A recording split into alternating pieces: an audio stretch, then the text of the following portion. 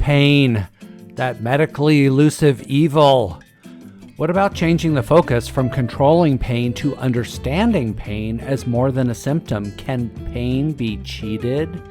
My name is Dr. Dean, chiropractor and physiotherapist. My goal is to reframe how medicine understands pain to improve care. This podcast series is dedicated to a same-day conservative treatment for low back pain. This podcast has a companion published article, number 4. Welcome to the Pain is Not the Only Problem podcast. The essentiality of conservative care is being reevaluated. The contributors to patient symptoms are being re-explored. All options are on the table. Article number 4, Pain is Not the Only Problem. Zoom out. These articles intend to 1. Reevaluate the prevailing clinical practices thought to manage low back pain. 2. Submit and debate novel low back pain contributors and mechanisms. 3. Meet patient expectations and satisfaction and clinically meaningful results. 4. Recommend a conservative, non-surgical course of care to override pain instantly. And 5. Restore ADLs and patient confidence on the first visit at low cost. In medicine, the common and usual model is a routine. 1. The reason for the visit. 2. Evaluate the complaint. 3. Compare treatment options to care supported within the patient's insurance plan. 4. Recommend care that addresses the symptoms. However, that is all wrong. My practice is based on the idea of the, quote, whole patient approach. This means that I start my conversation with my low back pain patient by stepping back and observing them with a wide-angled lens. Zoom out. I collect this information. Number 1, the reason for the visit. 2, the meaning of the symptoms to the patient. 3, the patient's values and expectations regarding their care. 4, any economic and social contributors toward their care. 5, the ability of the patient to learn and understand their participation with their care program. And 5, the ability of the patient to learn and understand their participation with their care program.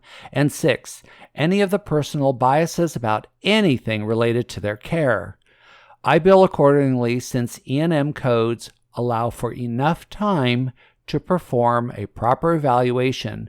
Therefore, there is no reason to rush, and there is no excuse not to do a full evaluation. I stand behind all of the care that I manage in my office. My patients are assured that they will feel better today and that I will not delay their care, and that the reason or mechanism of injury will be clearly explained to them. My practice brand is that I will resolve the patient's problem within 1 to 4 visits at low cost. However, I am usually proficient enough to get it solved in 1 visit. I am fascinated by advanced imaging, but I do not rely on advanced imaging since its utility is primarily to confirm a diagnosis, not to make one. Patients are not pictures, and by pictures, I mean advanced imaging. Zoom out means that the physician includes a wide-angle lens approach towards care that focuses primarily on dysfunction associated with the complaint. This means the symptoms felt plus changes in the ability to do an action, but likely does not explain only the pain. This is what's called SCAD, S-C-A-D, symptomatic compensation to associated dysfunction. Dion et al. 2001 offers us this. Education has been considered to play 3 different parts in relations to back pain. 1, as a predictor of frequency. 2, outcome episodes. 3, surgical and rehabilitative interventions performed. Low socioeconomic status, also known as SES, was significantly associated with increased prevalence of back pain, strongly associated with language used. The language was either different or not the primary language. People with low education and low-paying jobs are more likely to work in physically demanding jobs and tasks involving stresses on the spine. They are less satisfied, they have poorer sick leave benefits, and fear loss of jobs because of back pain, and do less well in the healthcare system and find it difficult to use services effectively.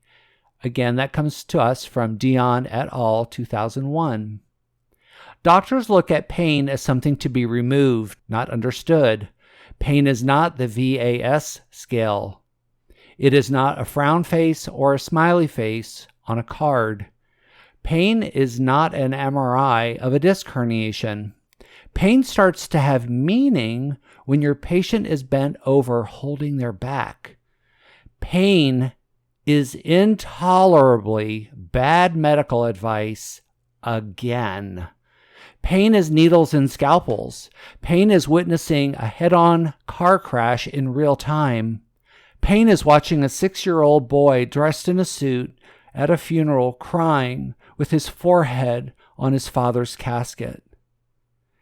Pain is a patient sensation and a patient disruption and a patient experience and a threat to patient sensibilities. There are social aspects to low back pain complaints and ability to get excellent care.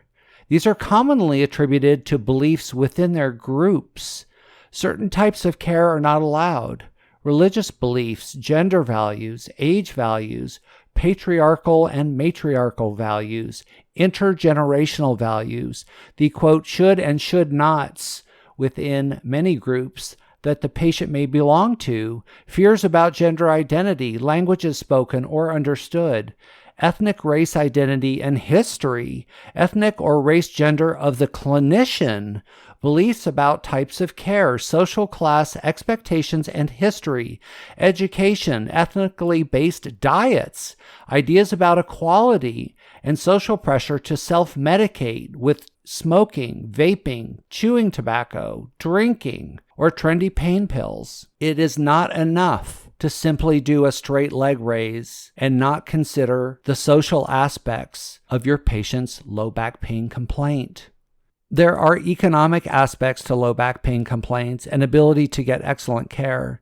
These are commonly attributed to financial class, job title, job satisfaction, collar class, wage and wage safety, affordability for insurance, and what I mean is affordable being the deductible being high, or the monthly payment being high, or being forced to pay cash, or to pay cash for supplies, or to pay cash for medications, or put supplies and medications on credit cards. The geography, ability to book and get to appointments, ability to get supplies and medication, childcare coverage while the patient is at the patient's appointment, debit and credit card issues, food safety and nutrition, internet access to access medical records or to book appointments, proximity to toxins and poor sanitation, and the like. Do you code for any of these with your low back pain cases? F43.9, reaction to stress.